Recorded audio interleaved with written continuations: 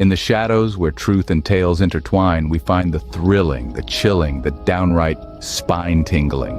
From the paranormal to the peculiar, every echo has a story. Dare to delve into the unexpected, the unexplained?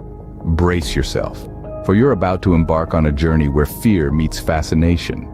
Stay tuned if you dare, for stories that will make your heart race and your mind ponder. Welcome to the realm of the eerie, the realm of the unknown. And remember, like and subscribe, if you dare. It's not often an entire family goes missing, but when I got the call, I knew we had a case unlike any other. When I, retired FBI agent Dennis, was informed about a family disappearing into the forest, a shiver ran down my spine. This was far from typical. An entire family vanishing without a trace was a rarity, even in my line of work. Upon arriving at the scene, the mystery deepened. A young ranger named John escorted me to the family's last known location, a seemingly ordinary campsite, nestled amidst the towering trees. But something wasn't right. The footprints scattered around the site told a perplexing story. Two sets of small footprints led into the heart of the forest, presumably belonging to the children of the missing family. However, there was no trace of any adult footprints. It was as if the parents had vanished into thin air, with only their children wandering into the woods. The forest was eerily silent, except for a strange, distant melody that seemed to be carried on the wind.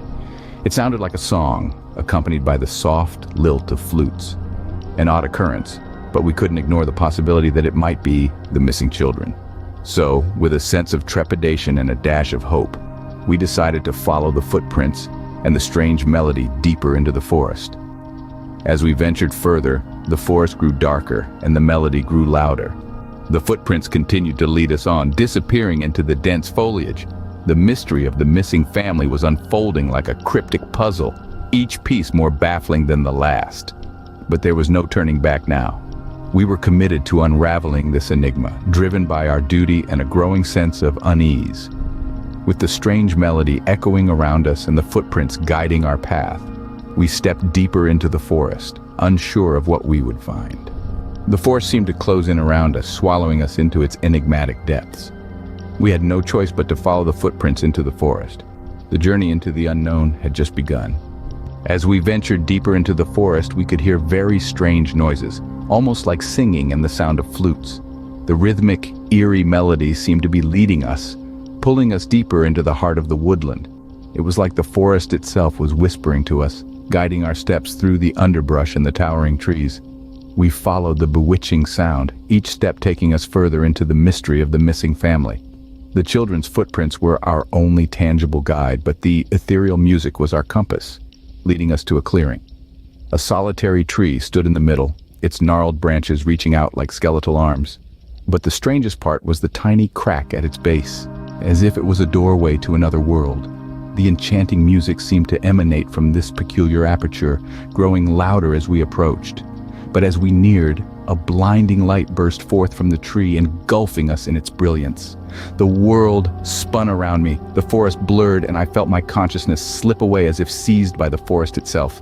When I woke up, I was alone. The forest was eerily silent. The enchanting music was gone. The light had dissipated, leaving behind a chilling darkness. I called out for John, my voice echoing through the dense forest, but there was no response. All that was left of him were his footprints, leading up to where we had collapsed, then back to the crack in the base of the tree. I was alone, surrounded by the unknown. The forest, once familiar and comforting, now felt alien and hostile. I had no choice but to retreat, to regroup and figure out what had happened. But even as I left, I could feel the forest watching me, its whispering leaves rustling like a low murmur. I felt a chill run down my spine. Something was not right. Something was lurking in the shadows. As I made my way back, I couldn't shake off the feeling that I was leaving something behind, something crucial. The forest held a secret that had swallowed an entire family and my fellow ranger, and I was determined to uncover it. When I woke up, I was alone. It was far outside my comfort zone, so I called my boss. I explained the situation, my voice shaking slightly. My boss, Joe, listened in silence before finally urging me to return to the ranger station and wait. "Wait for who?" I asked, but he simply replied, "You'll know when you see them." As I sat at the ranger station, a man arrived. His attire was ordinary, but the stern set of his jaw and the sharpness in his eyes screamed military. I shared the story, my words stumbling over each other in their haste to spill out. He listened, his gaze never wavering. "Show me," he said simply, and without another word, we were on our way. The forest seemed to hold its breath as we moved deeper into its heart. I warned him about the strange tree, the eerie sounds, the blinding light, but he only nodded, his focus unwavering. We ventured back into the forest, this time aiming for the strange tree. As we got closer to the tree, we heard it again, almost like childish whispers echoing throughout the forest. The whispers seemed to dance on the wind, a haunting melody that was both enchanting and disquieting. The source seemed to be the tree, or more specifically, the small crack at its base. Suddenly, a tiny figure emerged from the tree.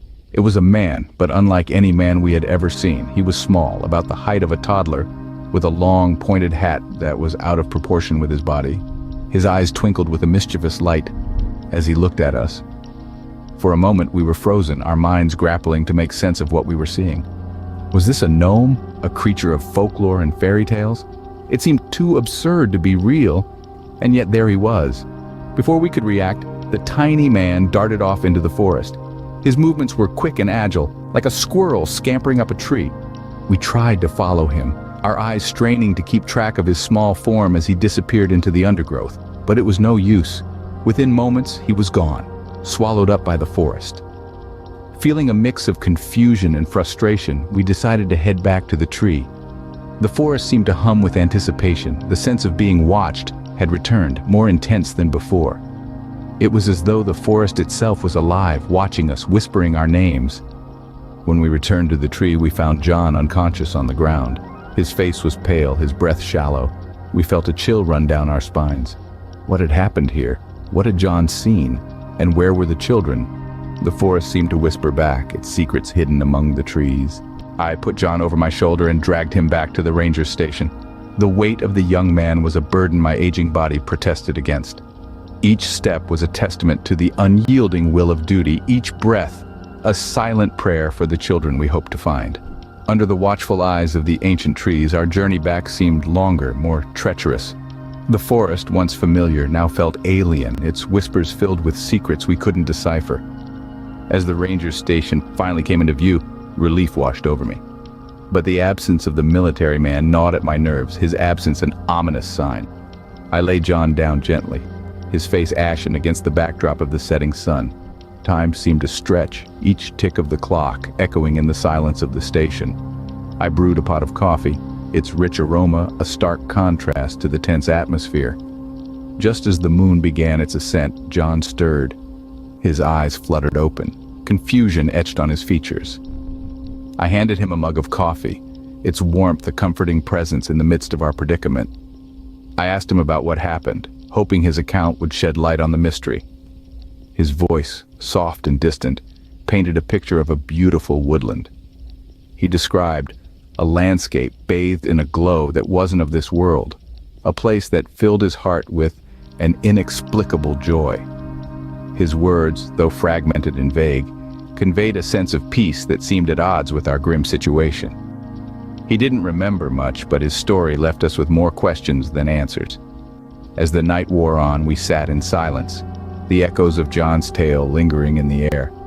The forest outside, under the silver glow of the moon, remained a silent witness to our plight, its secrets locked away in the heart of the woods. The mystery of the missing family remained unsolved. Our encounter with the peculiar tree and the uncanny creature had only deepened the enigma. We had ventured deep into the forest, drawn by the lure of strange noises, only to be met with more questions than answers.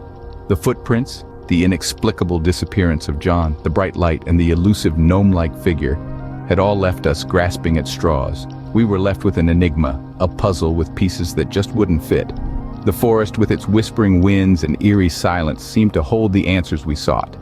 Yet it remained tight-lipped, guarding its secrets with an inscrutable stillness. The mystery lingered, echoing in the rustling leaves and the hushed whispers of the forest, leaving us yearning for answers that remained just out of reach.